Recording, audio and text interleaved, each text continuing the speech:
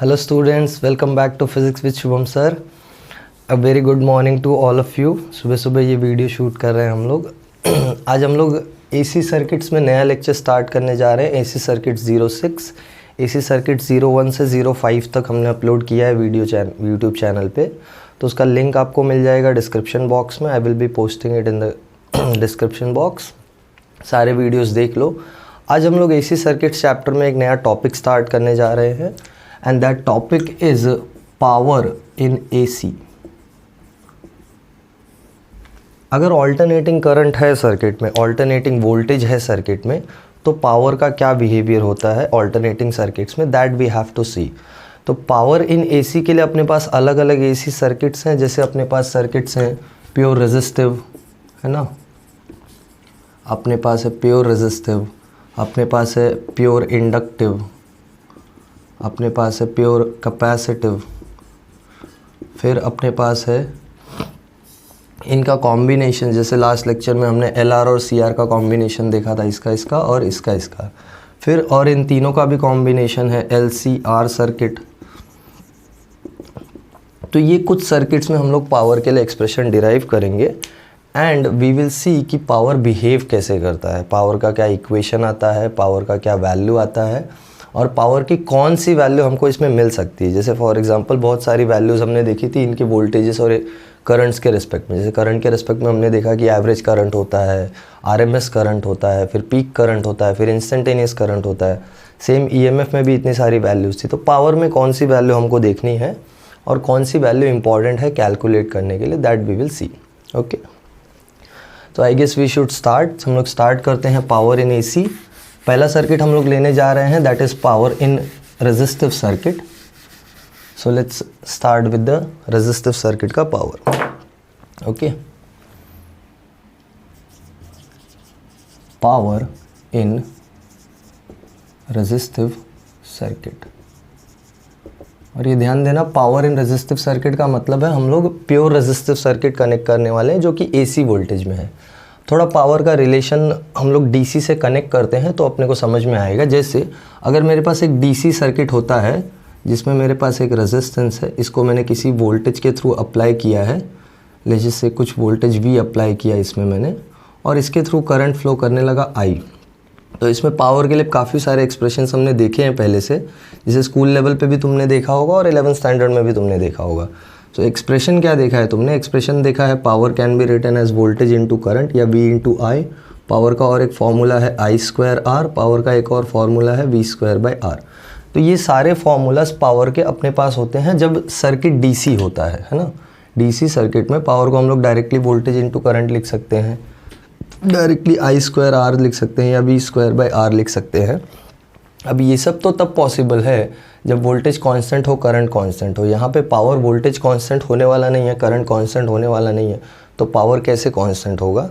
तो ये जो वैल्यू आती थी अपने को डायरेक्टली स्ट्रेट फॉरवर्ड पावर की वैल्यू DC में, वो यहाँ पे स्ट्रेट फॉरवर्ड पावर की वैल्यू AC में मिलना मुश्किल है. बेसिक समझ में आया ना concept?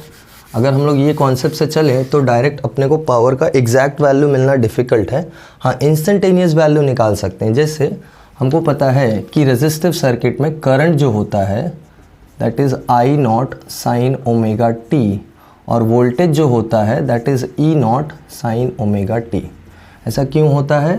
Because resistance and EMF both are in same phase और both are in phase in resistive circuit. ये हमने AC सर्किट 02 में देखा है. ठीक है, AC सर्किट 02 का लिंक आपको मिल जाएगा, so you can watch that as well.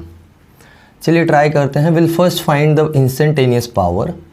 Since instantaneous power will be, देखो क्यों इंस्टेंटेनियस पावर निकाल रहे हैं? क्योंकि हमारे पास इंस्टेंटेनियस करंट और इंस्टेंटेनियस वोल्टेज है. इंस्टेंटेनियस करंट और इंस्टेंटेनियस वोल्टेज का मतलब क्या है? ऐसा करंट और ऐसा वोल्टेज जो टाइम के साथ वेरिएबल है या टाइम के साथ चेंज हो रहा है. तो अगर इन दोनों को मैं मल्टीप्लाई करूँगा तो मुझे पावर भी इंस्टेंटेनियस ही मिलने वाला है. मतलब ऐसा पावर मिलने वाला है जो टाइम के साथ वेरिएबल होगा. Okay, let's find that out. Power with respect to time और instantaneous power will be E into I. Substitute करते हैं. E क्या है? E0 sin ओमेगा t और I क्या है? I naught sine omega T, ठीक है। ई नॉट और आई नॉट कॉन्स्टेंट्स हैं, इनको बाहर ले लो और अपने को मिलता है साइन स्क्वायर ओमेगा टी, ठीक है। ये आ गया इंस्टेंटेनियस पावर का वैल्यू फॉर रेजिस्टिव सर्किट। हमको दिखाई पड़ रहा है ये इक्वेशन में कि जो पावर का वैल्यू है वो सिर्फ और सिर्फ ईएमएफ और करंट के प्रोडक्ट पे नहीं है, वो साइन स्क्वायर ओमेगा टी पे भी डिपेंडेंट है। मतलब फेज़ कैसा है और फेज़ का साइन वैल्यू कितना है उसके हिसाब से डिसाइड होगा कि सर्किट में पावर कितना है। तो ऑब्वियस सी बात है, फेज़ अलग अलग टाइम पे अलग अलग होगा तो अलग अलग टाइम पे साइन स्क्वायर ओमेगा टी की वैल्यू भी अलग अलग होगी। तो बेसिकली पावर भी टाइम पे डिपेंडेंट है। अब एसी सर्किट में जो पावर हमको निकालना होता है या जिस पावर का मीनिंग है या जिस पावर का सिग्निफिकेंस है वो है एवरेज पावर। जैसे अपने को ईएमएफ पता है, आरएमएस ईएमएफ हर जगह पे यूज़ होता है, आरएमएस करंट हर जगह पे यूज़ होता है, तो वैसे ही पावर में एवरेज पावर हर जगह यूज़ होता है। तो कभी भी किसी सर्किट पे किसी डिवाइस पे उसका पावर वैल्यू मेंशन्ड है या पावर रेटिंग मेंशन्ड है तो वो हमेशा उसका एवरेज पावर रेटिंग मेंशन्ड होता है। तो यहाँ पे भी हम लोग एवरेज पावर ही कैलकुलेट करने वाले हैं। Since average power will be, अब किसी टाइम डिपेंडेंट क्वांटिटी का एवरेज कैसे निकालते थे हम लोग? टाइम डिपेंडेंट क्वांटिटी का एवरेज निकालने का फॉर्मूला है, let's say this is the average of that time dependent quantity. तो इसको निकालने का फॉर्मूला है integration of this quantity with respect to time divided by integration of D T with respect to time या from 0 to t time. यहाँ पे same ये सारा कुछ इंटीग्रल हम लोग नहीं करने वाले हैं। हम लोग ने ऑलरेडी ये एसी सर्किट 03 में देख लिया है कि जब सर्किट में कोई भी कंपोनेंट में या जब सर्किट में किसी भी इक्वेशन में साइन हो, कॉस हो या साइन स्क्वायर हो, कॉस स्क्वायर हो, तो ये सारे टर्म्स का एवरेज डायरेक्टली मिल सकता है अपने को। जैसे हम लोग ने एक प्रॉपर 4 टर्म्स का एवरेज लिख के लिया है एसी सर्किट 03 में। So that video you will find in the link as well. वो वीडियो मैं यहाँ पे अटैच कर देता हूँ। सो बिना इंटीग्रेट किए भी हम लोग निकाल सकते हैं। जैसे कैसे निकाल सकते हैं, हमको पता है कि साइन थीटा का एवरेज जो होता है फुल साइकिल के लिए 0 होता है, कॉस थीटा का एवरेज फुल साइकिल के लिए 0 होता है, साइन स्क्वायर थीटा का एवरेज फुल साइकिल के लिए हाफ होता है और कॉस स्क्वायर थीटा का एवरेज फुल साइकिल के लिए हाफ होता है। और कांस्टेंट क्वांटिटीज़ का एवरेज वही वैल्यू होती है जो क्वांटिटी की वैल्यू है। जैसे फॉर एग्जांपल ई नॉट और आई नॉट क्या है? ई नॉट तो पीक वैल्यू ऑफ ईएमएफ है जो कि चेंज नहीं होने वाला है, I naught peak value of current है जो कि चेंज नहीं होने वाला है। तो ये जो क्वांटिटीज़ हैं ये कांस्टेंट क्वांटिटीज़ हैं। अगर ये कांस्टेंट है तो इनका एवरेज भी यही आने वाला है। बचा ये साइन स्क्वायर ओमेगा टी, तो अभी मैंने बताया साइन स्क्वायर थीटा का एवरेज हाफ होता है। सो हमको डायरेक्टली एवरेज वैल्यू मिल सकता है एवरेज पावर, और इसको मैं लिखता हूँ P average will be equal to average of E naught I naught sine square omega T. ठीक है, इसको एवरेज सबको दे देते हैं, ये हो जाएगा ई नॉट आई नॉट का average and sign square omega T का एवरेज। हमको पता है E naught I naught constant है तो इनका वैल्यू चेंज नहीं होने वाला है। इट्स लाइक तुमको वेलोसिटी वैल्यू दिया है 5 मीटर पर सेकंड, 5 मीटर पर सेकंड, 5 मीटर पर सेकंड 5-6 बार दिया है और एवरेज पूछा था, एवरेज भी तो 5 मीटर पर सेकंड ही आएगा ना। So E naught I naught into sine square omega T का एवरेज हाफ। ठीक है, ये हमको एवरेज पावर का कुछ वैल्यू मिल चुका है अब तक। इसको सिंप्लीफाई करते हैं और फाइनल वैल्यू देखते हैं। हमको मिल रहा है P average is equal to E naught I naught by 2। मैं एक काम करता हूँ, ये 2 को √2 इंटू √2 लिखता हूँ तो देखो कुछ एक्सप्रेशन मिलेगा। ये हो जाएगा ई नॉट बाई √2 इंटू ये हो जाएगा आई नॉट बाई √2। अब ये वैल्यूज़ देखी हुई लग रही हैं, ई नॉट बाई √2 और आई नॉट बाई √2। ये basically RMS value of EMF है और ये आरएमएस वैल्यू ऑफ करंट है। सो पावर एवरेज जो आ रहा है that is E R M S into I R M S. Very important expression. देखो जो डीसी में पावर मिल रहा था वो मिल रहा था E इंटू आई या V इंटू आई, जैसे भी वहाँ पे वोल्टेज को हम लोग V से इंडिकेट करते हैं, यहाँ वोल्टेज को E से इंडिकेट कर रहे हैं। तो वहाँ पे पावर डायरेक्टली मिलता था E इंटू आई। यहाँ डायरेक्ट पावर जो मिल रहा है एवरेज वैल्यू वो E R M S into I R M S है। तो ये ऑलरेडी हमने देख रखा है ना, पहले जब मैं आर एम एस का सिग्निफिकेंस बता रहा था तभी मैंने बताया है कि आर एम एस वैल्यू वही काम करता है जो एक कांस्टेंट वैल्यू करेगा। जैसे ये सर्किट में ईएमएफ वेरिएबल है, करंट वेरिएबल है, तो उसका आरएमएस वैल्यू क्या है? उसका आरएमएस वैल्यू वो कांस्टेंट वैल्यू है जो सर्किट को परसीव होता है, जो सर्किट को समझ में आता है कि हाँ एक कांस्टेंट रीडिंग चल रहा है। जैसे फॉर एग्जांपल ये बल्ब जल रहा है, तो ये बल्ब तो जल रहा है एसी से, बट ये बल्ब कंटिन्यू चालू बंद थोड़ी हो रहा है। बल्ब को लग रहा है एक कांस्टेंट करंट इसमें से फ्लो कर रहा है, और वो कांस्टेंट करंट कौन सा है? वो आरएमएस करंट है। Okay, so that's the significance, जिसकी वजह से हमको ये पावर का एक्सप्रेशन भी ऐसा मिलता है। एंड ये जो एक्सप्रेशन आया है, दिस इज़ एवरेज पावर। ये ध्यान देना, कहीं पे भी पावर अगर दिया हो और मेंशन ना किया हो कि कौन सा पावर है, तो वो हमेशा एवरेज पावर होता है। ठीक है, ऑल राइट। ये पावर को जो वैल्यू है, या इस पावर को जो हम लोग बोलते हैं, this is called as apparent power. Okay,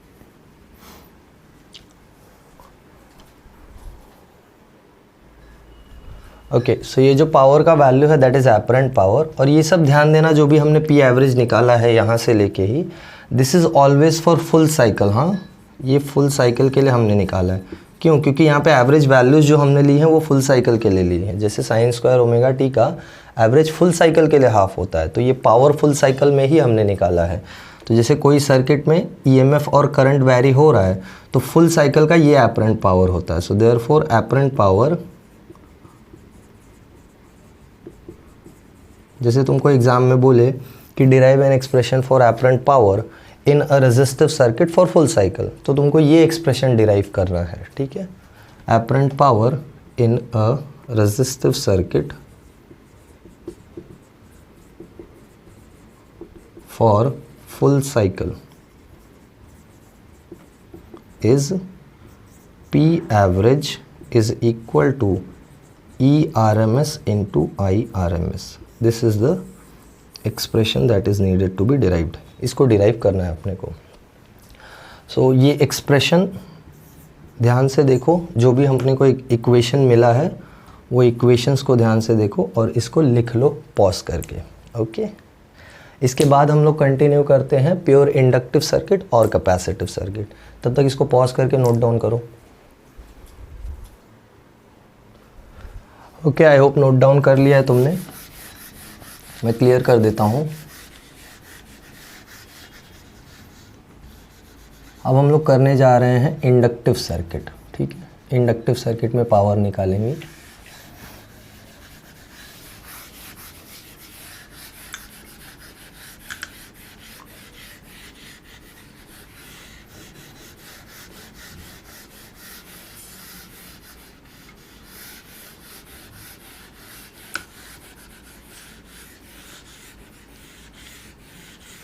okay, चलो इंडक्टिव सर्किट में पावर करते हैं।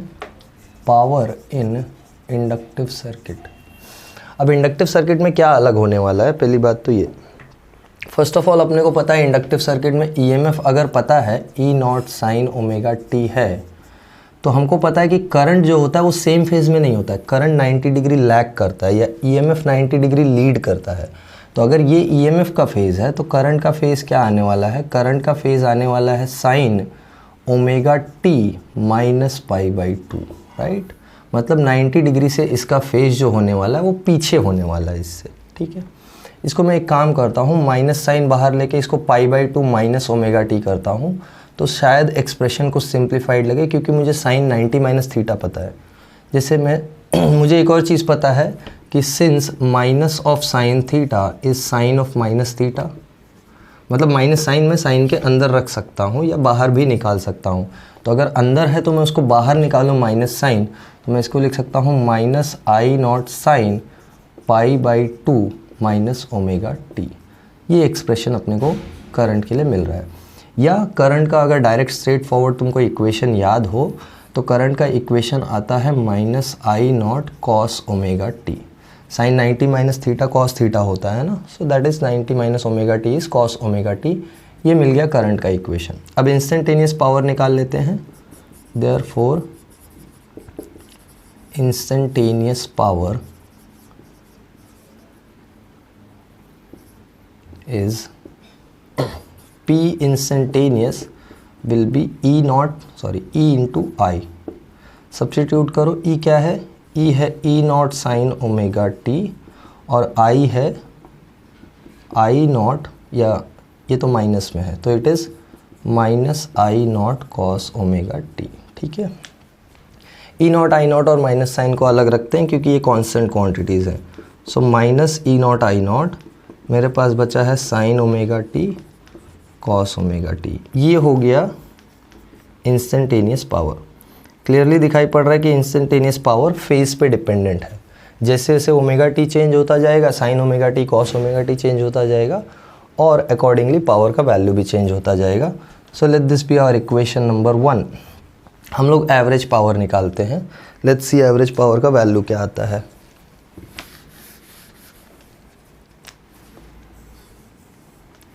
सो देयरफॉर एवरेज पावर, अगेन हम लोग फुल साइकिल में निकालेंगे। So average power in full cycle, P average और average of instantaneous power that is going to be equal to इसका average. So average of minus E naught I naught sine omega T cos omega T.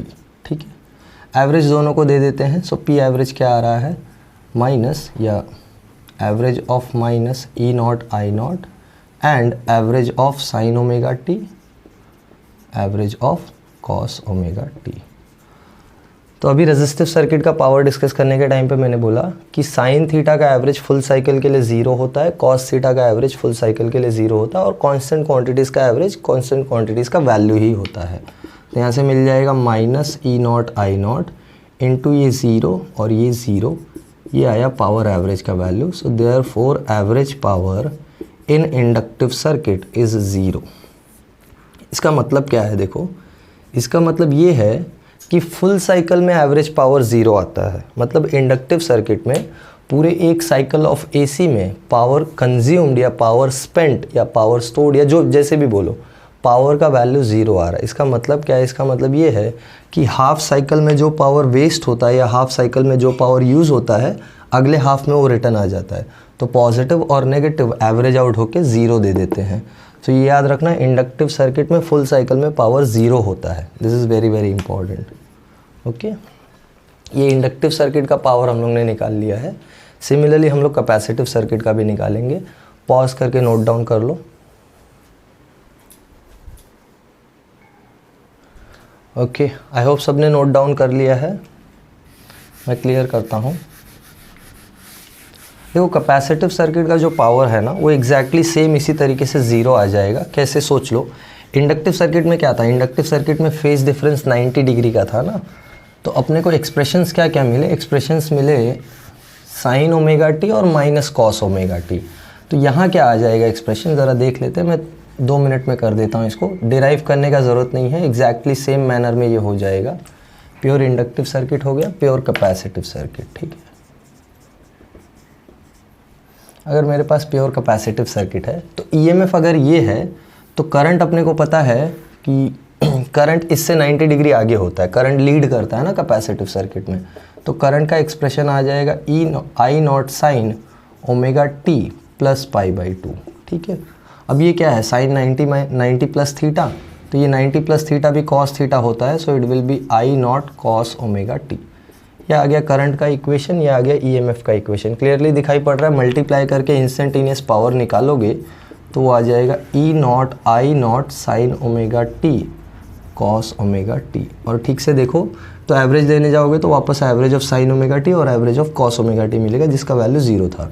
तो average करने के लिए you will simply take average of E naught I naught, average of sine omega T and average of cos omega T, जो कि दोनों 0 हैं। तो power average कितना आ जाएगा, 0। ठीक है, सिंपल था ये। जैसे इंडक्टिव सर्किट के लिए किया वैसे ही सेम कैपेसिटिव सर्किट के लिए भी हमने किया है। बस ये ध्यान देना फेज डिफरेंस कहाँ कितना है। जैसे इंडक्टिव में करंट 90 पीछे है 90 डिग्री और यहाँ 90 डिग्री आगे है। बस एक्सप्रेशंस पे ध्यान देना, बाकी और कुछ नहीं। दोनों में क्लियरली दिखाई पड़ रहा है, इक्वेशन साइन और कॉस का ही आता है। तो एवरेज लेने पे दोनों का वैल्यू 0 आता है। ठीक है, तो ये कैपेसिटिव सर्किट का पावर हो गया। अब हम लोग देखते हैं एलसीआर सर्किट का पावर। वहाँ पे अपने को पावर का एक्सप्रेशन मिलेगा, that will be called as true power. तो ये पॉज करके नोट डाउन कर लो, फिर मैं इसको क्लियर करता हूँ। ओके, हो गया? पॉज करके नोट डाउन कर लेना।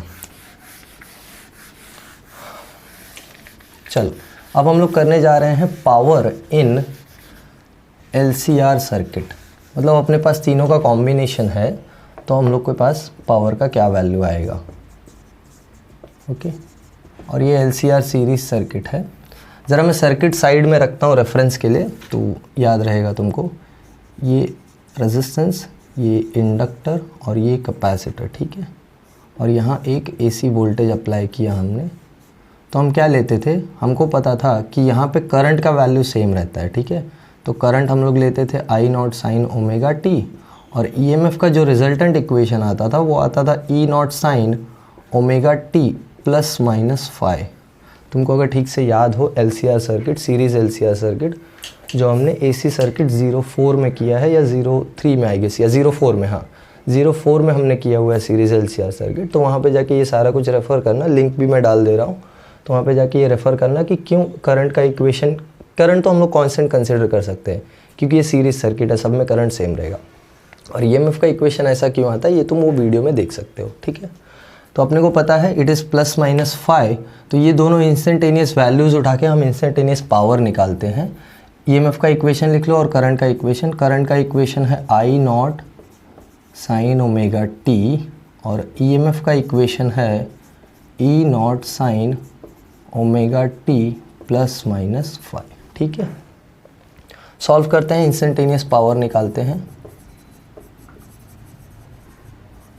इंस्टेंटेनियस पावर विल बी, ठीक है।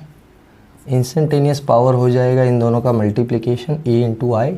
सब्स्टिट्यूट करो, E कितना है, E0 sine omega T plus minus phi into I0 sine omega T, ठीक है। एक काम करो, E0 I0 को अलग रखो क्योंकि कॉन्स्टेंट्स हैं ये। अब ये sine omega T plus minus phi है, तो इसको मैं sine A plus minus B ले सकता हूँ। हमको साइन A प्लस बी का फॉर्मूला पता है, साइन A माइनस बी का भी फॉर्मूला पता है। तो मैं इसको अलग से एक्सपांड करता हूँ। What do I get, sine A plus B होता है sine A cos B plus cos A sine B. Similarly sine A minus B होता है sine A cos B minus sine cos A sine B. Apply कर लेते हैं, ये हो जाएगा sine omega T cos phi plus minus cos omega T sine phi, ठीक है। और ये साइन ओमेगा टी अलग से है बाहर। एक्सपांशन समझ में आया सबको, ब्रैकेट का sine A plus minus B का फॉर्मूला लगाया है। E0 I0 मल्टीप्लिकेशन कर लो सब, साइन ओमेगा टी हो जाएगा sine square omega T, so sine square omega T into cos phi, ये फर्स्ट टर्म हो गया। सिमिलरली सेकेंड टर्म क्या हो जाएगा, cos omega T into sine omega T into sine phi. ये हमको इंस्टेंटेनियस पावर मिला है। इसके आगे इसको सॉल्व नहीं कर सकते हम लोग ना, इसके आगे कुछ लग रहा है सॉल्व करने के लिए। आई डोंट थिंक कॉम्प्लिकेट करने से मतलब है, डायरेक्टली एवरेज ले लेते हैं और एवरेज पावर मिल जाएगा हमको, ठीक है। तो ये इंस्टेंटेनियस पावर का एक्सप्रेशन सबको समझ में आया यहाँ तक। देख लो, A प्लस माइनस बी का फॉर्मूला लगाया तो A sine A cos B plus minus cos A sine B, ठीक है। और ये साइन ओमेगा टी अलग से मल्टीप्लिकेशन में था, अंदर मल्टीप्लाई किया, अंदर दो टर्म्स है, दोनों टर्म्स में साइन ओमेगा टी मल्टीप्लाई हुआ। फर्स्ट में मल्टीप्लाई हुआ तो sine square omega T cos phi plus minus, यहाँ तो साइन का टर्म है नहीं तो cos omega T sine phi, ठीक है। Let's find the average power. Average power will be, average लेना है सबका, so that is going to be P average equal to, अब मैं डायरेक्टली एवरेज ले रहा हूँ, average of E0 I0 bracket के अंदर average of sine square omega T average of cos phi plus minus average of cos omega T average of sine omega T and average of sine phi, ठीक है। ज़रा ध्यान से देखना, इसमें ये क्वांटिटी वेरिएबल है ओमेगा टी, तो sine square omega T variable है, बट ये फाई कांस्टेंट होता है। This phi is nothing but phase difference between current and EMF ना, तो ये फाई कांस्टेंट रहने वाला है, फाई चेंज नहीं होगा। तो कॉस फाई और साइन फाई कांस्टेंट क्वांटिटीज़ हैं, तो उनका एवरेज भी वही आएगा, मतलब कॉस फाई का एवरेज कॉस फाई आएगा, साइन फाई का एवरेज साइन फाई आएगा। ठीक है, इतना चीज़ ध्यान में रखेंगे तो बाकी कोई प्रॉब्लम नहीं होगा। ठीक है, अब हम लोग डायरेक्ट एवरेज वैल्यूज़ लिखना स्टार्ट करते हैं ना। E naught I naught constant quantities हैं, तो उनका एवरेज भी ई नॉट आई नॉट हो जाएगा। साइन स्क्वायर ओमेगा टी, ये ध्यान देना पावर हम लोग फुल साइकिल के लिए निकाल रहे हैं, average power will B of course in full cycle. Power जहाँ भी कैलकुलेट करते हो ना तुम, फुल साइकिल के लिए ही कैलकुलेट करना, अनलेस क्वेश्चन में मेंशन्ड हो कि हाफ साइकिल के लिए कैलकुलेट करो। अगर नहीं मेंशन्ड है तो फुल साइकिल के लिए ही कैलकुलेट करना है। ठीक है, साइन स्क्वायर ओमेगा टी का एवरेज फुल साइकिल के लिए कितना होता है, हाफ, तो ये हो जाएगा हाफ इंटू कॉस फाई, हम अभी बात किया कि ये कांस्टेंट क्वांटिटी है तो एवरेज वही हो जाएगा, प्लस माइनस, ध्यान दो ये कॉस ओमेगा टी है, फुल साइकिल के लिए average 0, sine omega T full cycle के लिए एवरेज 0, साइन फाई का एवरेज साइन फाई, बट दोनों टर्म 0 है तो ये पूरा टर्म 0। समझाइए? Okay, let's continue. Power average is equal to, वही same story, E naught I naught upon 2 into cos phi. ये तो सेम दिखाई पड़ रहा है, इसको मैं √2 करके E R M S I R M S लिख सकता हूँ, तो ये सेम सिचुएशन है। This will be E naught by √2 into I naught by √2 into cos phi. So therefore power average क्या आ रहा है, ये आ रहा है थोड़ा इसको और ऊपर लिखते हैं तो समझ में आएगा। ठीक है, P average is equal to E naught I naught by 2 into cos phi. So E naught I naught को मैं लिख सकता हूँ E naught by √2 I naught by √2 into cos phi. तो ई नॉट बाई √2 हो गया E R M S, I naught by √2 हो गया I R M S, into एक नया फैक्टर आ गया या एक नया टर्म आ गया है एक्सप्रेशन में, दैट इज़ कॉस फाई। बाकी तो ये सेम रेजिस्टिव पावर जैसा पावर ही लग रहा है या रेजिस्टिव सर्किट वाला पावर ही लग रहा है, तो हम लोग इसको, ये इक्वेशन नंबर 1, ये इक्वेशन नंबर 2, ये जो पावर मिला है ना इसको हम बोलते हैं ट्रू पावर, ध्यान देना। और ये जो कॉस फाई मिला है इसको हम बोलते हैं पावर फैक्टर। ये बहुत इंपॉर्टेंट है, इसके बेसिस पे हम लोग सारे सर्किट्स का पावर डिस्कस कर सकते हैं। कॉस फाई कितना है उसके हिसाब से डिसाइड हो जाएगा कि सर्किट का पावर कितना होगा या सर्किट में पावर कंज्यूम्ड कितना होगा। और पावर का जो एक्चुअल फार्मूला है या ट्रू पावर का जो फार्मूला है वो यही रहने वाला है। इसमें कॉस फाई की अलग अलग वैल्यू डिसाइड होगी। तो क्लियरली दिखाई पड़ रहा है कि रेजिस्टिव सर्किट में अगर power average E R M S into I R M S था तो वहाँ कॉस फाई कितना था, वहाँ कॉस फाई 1 रहा होगा। ओके, तो ऐसे अलग अलग सर्किट में हम लोग कॉस फाई की वैल्यूज़ डिस्कस करेंगे। पहले इतना नोट डाउन करो, फिर मैं कॉस फाई के ऊपर डिस्कशन करता हूँ। ओके ओके, नोट डाउन कर लिया है,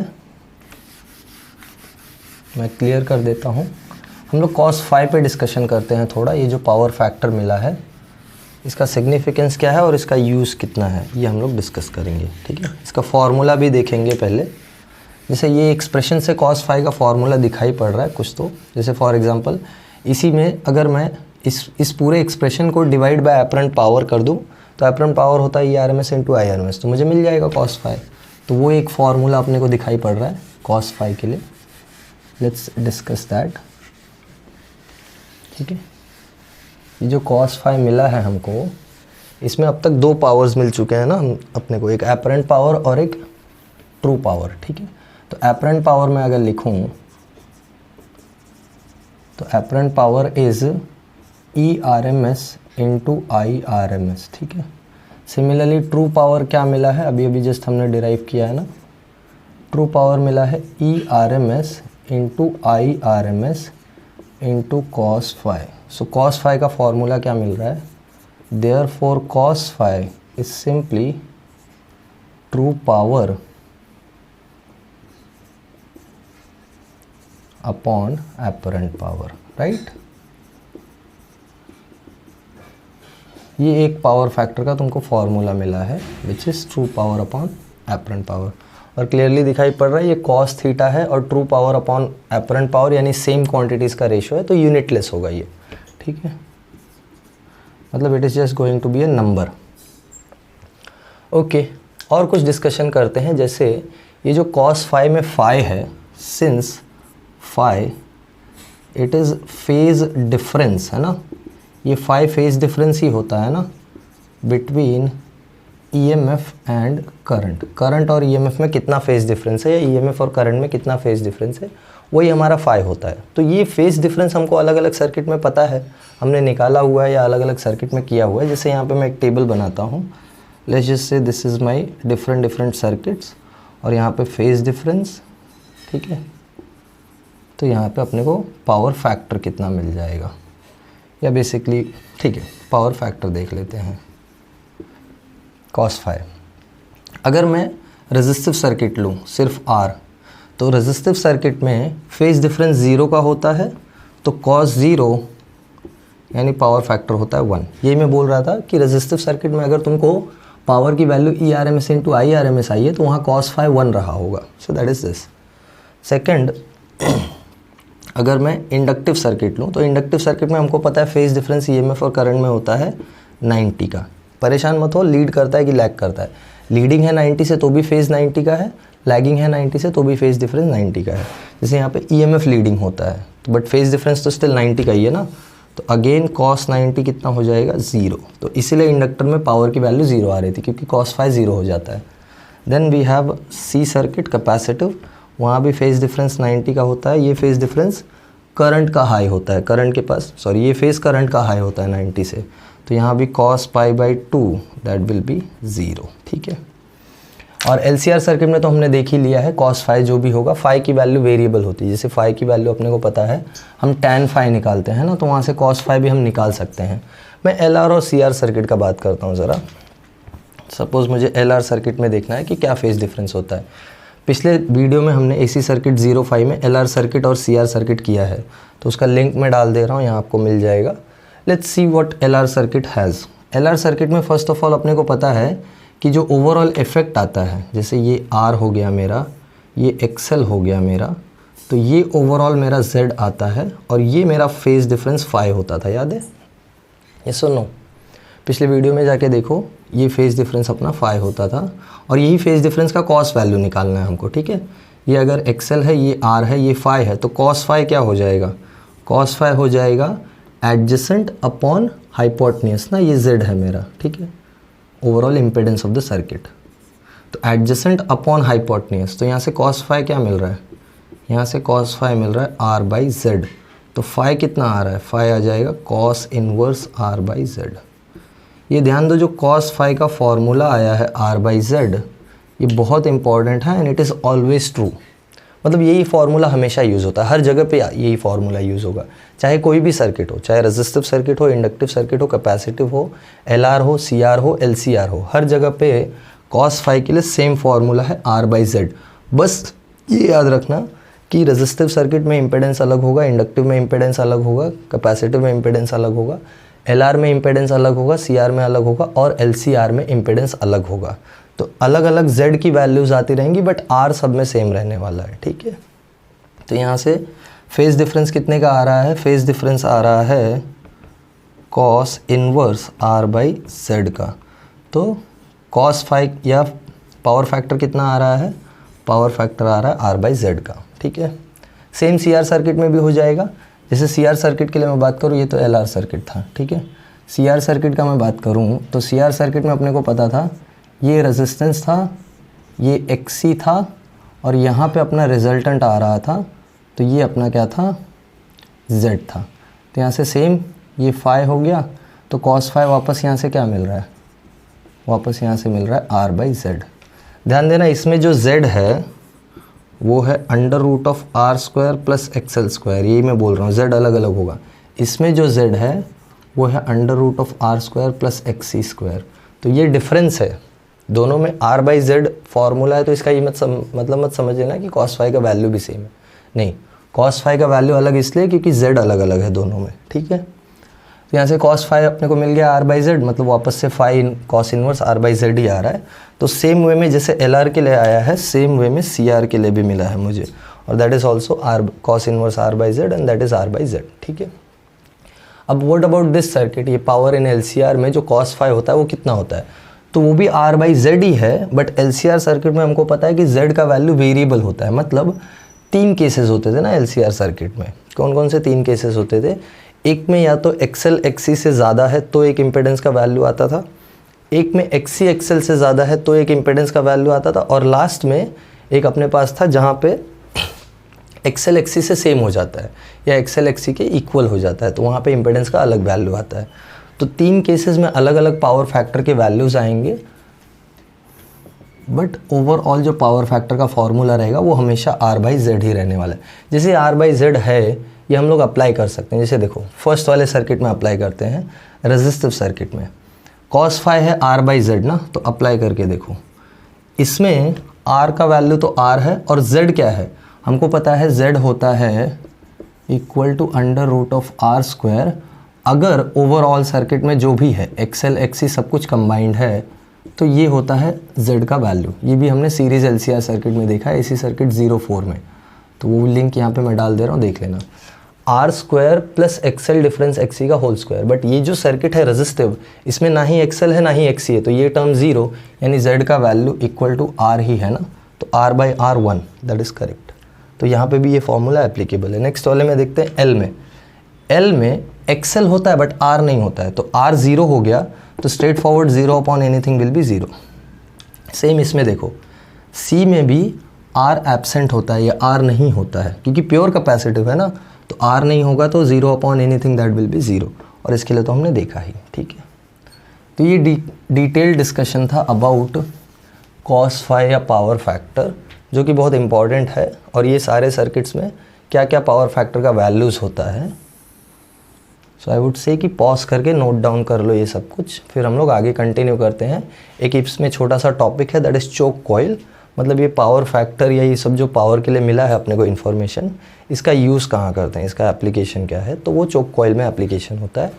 तो इसको नोट डाउन करो पॉज करके, फिर हम लोग वो कर लेते हैं। ठीक है, okay, I hope note down कर लिया है सबने।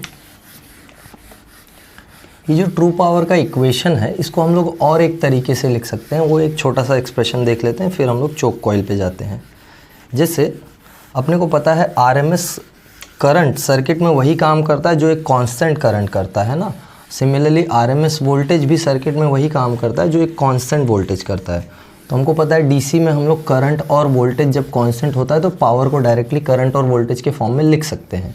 तो सिमिलरली देखते हैं क्या यहाँ पे भी वो चीज़ पॉसिबल है। जैसे ट्रू पावर का जो एक्सप्रेशन है या एवरेज पावर का जो एक्सप्रेशन है वो क्या है, वो है ERMS into IRMS into cos phi, right. मैं एक काम करता हूँ, मैं सब्स्टिट्यूशन करता हूँ।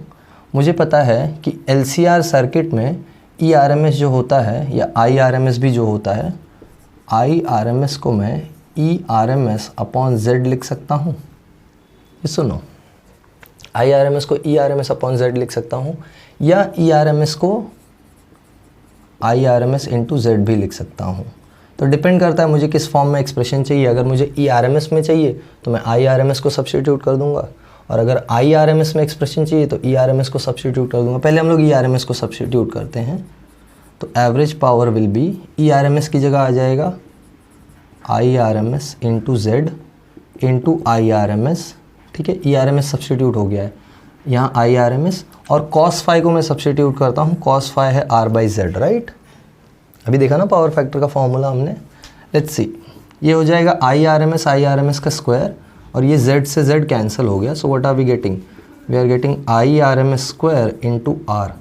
देखो पावर का जो फॉर्मूला तुमको DC में मिला था I स्क्वायर R, वो यहाँ पे भी है, बट यहाँ पे सिर्फ I की जगह IRMS आ गया है। तो यही हम लोग बोल रहे थे ना कि सर्किट में जो काम एक कांस्टेंट करंट करता है, सेम काम एक RMS करंट भी करता है। ERMS के टर्म्स में निकाल लेते हैं, जैसे P average will B, ERMS रहने दो, IRMS की जगह मैं ERMS बाई Z सब्स्टिट्यूट कर देता हूँ। तो क्या आ जाएगा, ये आ जाएगा E R M S by Z into cos phi को मैं आर बाई जेड रखता हूँ।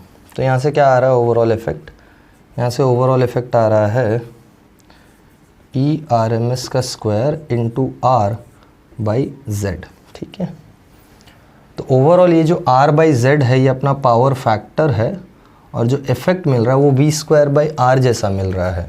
तो जो काम एक कांस्टेंट वोल्टेज कर रहा था सेम काम एक आरएमएस वोल्टेज भी करता है। ठीक है, पॉज करके नोट डाउन करो, फिर हम लोग चोक कॉइल करते हैं। ओके,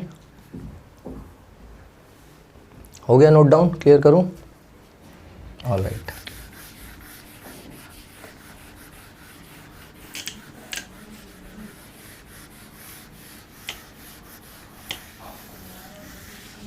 ठीक है। ये पावर इन एलसीआर सर्किट या पावर बेसिकली जो हमको मिला है उसका यूज़ करके हम लोग एक चोक कॉइल बनाते हैं। What is a choke coil? Choke coil तुम लोग ने देखा होगा, बहुत पहले यूज़ होता था। जैसे जो पहले ट्यूबलाइट्स होती थी, हाउस होल्ड ट्यूबलाइट्स, अभी तो एलईडी ट्यूबलाइट्स और एलईडी बल्ब्स लगते हैं। पहले जो यूजुअल ट्यूबलाइट्स होती थी, मैं उनको बोल सकता कन्वेंशनल ट्यूबलाइट्स, पहले की जो ट्यूबलाइट्स होती थी उसमें एक चोक लगा होता था, एक चोक कॉइल, या उसको एक चोक बोलते थे। छोटा सा एक ऐसे सर्किट आता था, उसको हम लोग कनेक्ट करते थे तो ट्यूबलाइट चालू हो जाता था। उसके पहले ट्यूबलाइट चलता नहीं था। तो चलता इसलिए नहीं था कि ट्यूबलाइट का सर्किट कंप्लीट नहीं होता था। वहाँ जैसे ही वो चोक फिट होता था सर्किट कंप्लीट हो जाता था। बट वो चोक कॉइल वहाँ लगाया है क्यों, या उसका काम ही क्या है? So basically choke coil is used to reduce the current through the tubelight. मतलब जो हाउस होल्ड ट्यूबलाइट होता है उसमें से अगर करंट में 220 वोल्ट की वजह से फ्लो कर रहा हूँ तो बहुत हाई करंट हो जाएगा और ट्यूबलाइट फ्यूज़ हो जाएगा। सो for an ordinary household tube light,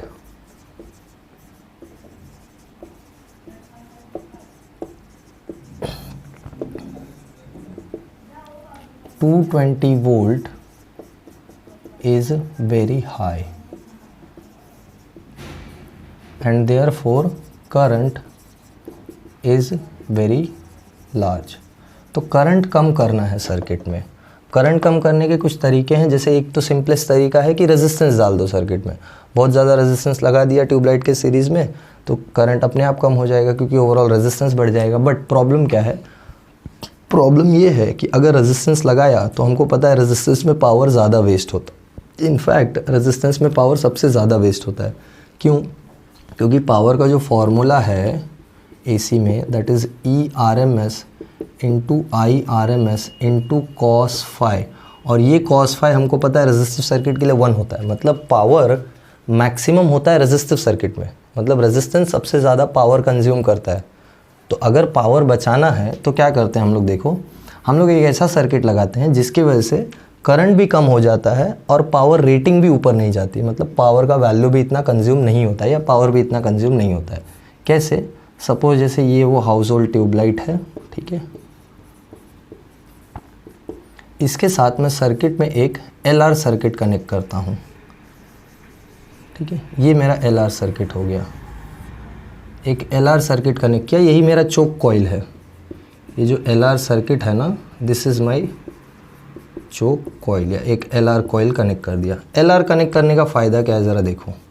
LR connect करने का फ़ायदा ये है कि कॉस फाई का वैल्यू लेस देन 1 है, क्योंकि कॉस फाई होता है आर बाई जेड और जेड हमेशा आर से ज़्यादा होगा। सो since cos phi is equal to R by Z, और एलआर सर्किट में जेड होता है under root R square plus XL square, मतलब obviously it is going to be less than 1। ठीक है, तो पावर बच गया, प्लस ओवरऑल सर्किट का इम्पेडेंस मुझे बढ़ाना है ना। तो मुझे पता है impedance is under root of R square plus XL square. मुझे पता है रेजिस्टेंस जितना बढ़ाऊंगा पावर उतना ज़्यादा कंज्यूम होगा, तो मैं रेजिस्टेंस कम रखता हूँ।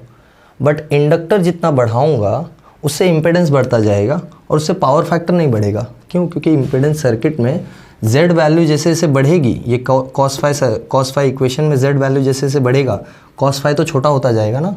मतलब इंडक्टेंस बढ़ाने से 2 फ़ायदे हैं, एक पावर फैक्टर भी छोटा हो जाता है कॉस फाई, दूसरा जेड वैल्यू भी हाई हो जाती है। तो जेड वैल्यू हाई हुआ तो करंट अपने आप लो, क्योंकि जेड क्या है? जेड ओवरऑल रेजिस्टेंस है सर्किट का। सो ये चोक कॉइल में हम लोग क्या यूज़ करते हैं? Small resistance and large inductance, मतलब R की वैल्यू छोटी और L की वैल्यू बड़ी। इसका रिजल्टेंट क्या होता है? इसका रिजल्टेंट होता है Z की value high and cos phi की वैल्यू लो। तो ये दोनों एम्स को कंप्लीट करता है, इसलिए हम लोग LR सर्किट यूज़ करते हैं। जैसे अगर Z वैल्यू हाई है तो हमको पता है करंट का जो पीक वैल्यू हो जाएगा वो हो जाएगा E0/Z। अब Z वैल्यू अगर बढ़ रहा है तो I0 वैल्यू कम होगा। So overall current in the tube light, मतलब ये तो पूरा सर्किट हो गया ना।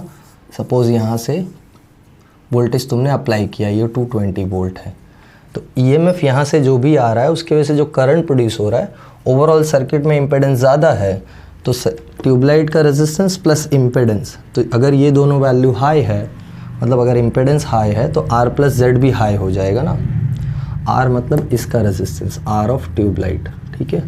तो ओवरऑल रेजिस्टेंस जो है सर्किट में वो बढ़ गया है अब, तो करंट भी अपने आप कम हो जाएगा। So since R is small and L is large, so therefore Z is large and cos phi is small, so therefore I0 is small। तो यही हमको चाहिए था ना कि ट्यूबलाइट में से कम करंट पास हो तो ट्यूबलाइट भी काम करे, प्लस पावर भी ज़्यादा ना कंज्यूम हो। मतलब पावर तो ऑफ कोर्स बचाना ही है ना, एनर्जी कंजम्पशन या एनर्जी सेविंग अपने को करनी तो है ही, तो एनर्जी सेविंग के लिए चोक कॉइल बेस्ट है, ठीक है। That's why it was used. But अभी के ट्यूबलाइट्स में चोक कॉइल वगैरह का ज़रूरत नहीं होता है। अभी हम लोग जो बनाते हैं वो सेमीकंडक्टर डिवाइसेस को ऐसा डिज़ाइन ही करते हैं कि वहाँ चोक कॉइल का ज़रूरत नहीं है, बैरियर पोटेंशियल वगैरह सेट करके। वो आगे सेमीकंडक्टर्स में पढ़ेंगे हम लोग, ठीक है। तो आज के लेक्चर में इतना ही करेंगे, काफ़ी कुछ हो गया। हमने पावर देखा 3 सर्किट्स में इंडिविजुअली, फिर एक कंबाइंड सर्किट में देखा, और फिर पावर फैक्टर क्या है वो देखा डिटेल में, और उसके बेसिस पे ये एक चोक कॉइल का एप्लीकेशन भी देखा हम लोग ने, ठीक है। सो आई होप आज के लेक्चर में जो भी किया वो सबको समझ में आया होगा। अगर कुछ भी डाउट है ये लेक्चर से रिलेटेड तो कमेंट बॉक्स में पोस्ट करो, I will try to solve it.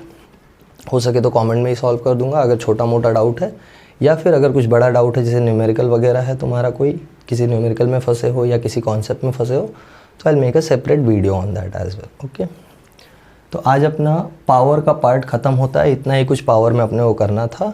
इसके बाद हम लोग चालू करेंगे LCR रेजोनेंस सर्किट, मतलब अपने को सीरीज़ और पैरेलल रेजोनेंस पढ़ना है, जिसके बेसिस पे ट्यूनिंग वगैरह आएगा लास्ट में। तो वो एक बहुत डिटेल्ड टॉपिक है जिसको हम लोग कंप्लीट करेंगे, फिर लास्ट में LC ऑसिलेशंस आ जाएगा, ठीक है। So I hope you all have understood everything. Will stop it here for the day everyone.